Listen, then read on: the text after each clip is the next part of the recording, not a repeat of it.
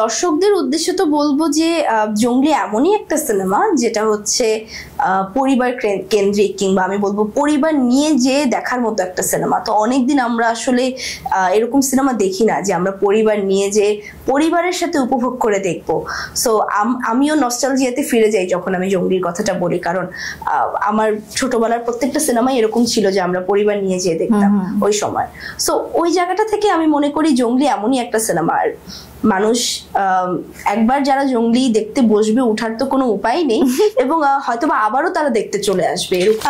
অনেক অনেক ঈদ মোবারক সবাইকে, অনেক অনেক ঈদের শুভেচ্ছা। আপনাদের ঈদ অনেক ভালো হয়ে কাটুক। বাংলা সিনেমার সাথে অবশ্যই বাংলা সিনেমা দেখার তালিকায় জঙ্গলির নামটা কিন্তু রাখতেই হবে, এবং সাথে বাকি সিনেমাগুলো দেখতে হবে, কারণ আপনাদের জন্যই আসলে এত সিনেমা নির্মাণ, আপনাদের জন্যই সিনেমাগুলো হলে যাচ্ছে। আপনারা যদি দেখে আমাদের অ্যাপ্রিসিয়েট না করেন, আমাদের ফিডব্যাক না জানান, তাহলে কিভাবে হবে? সো আপনাদের তো দেখতেই হবে। আর জঙ্গলি যাতে অবশ্যই তালিকায় থাকে। জঙ্গলি দেখে আপনি অন্তত আমাকে জানাবেন আমার কেমন কাজ হয়েছে, এবং ইনশাআল্লাহ পরে আরো অনেক ভালো ভালো কাজ আপনাদের উপহার দিব। ঈদ মোবারক।